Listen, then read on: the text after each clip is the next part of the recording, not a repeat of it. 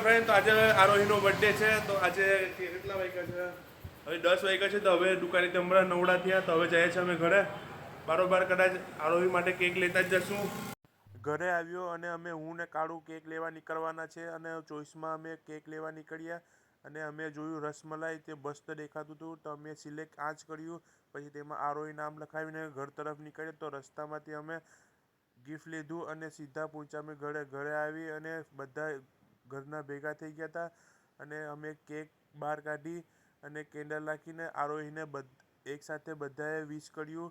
અને આરોહી અને દ્રિજાસ એકબીના ભેગા થઈ અને કેક કાપી અને બેયને ખવડાવ્યું. અને બધાએ નાની મોટી ગિફ્ટ આપી.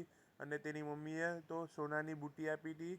તો અમે બધાએ એકસાથે બેસી અને કેક ખાધું. કેક એકદમ રસમલાઈ અને સુપર હતું.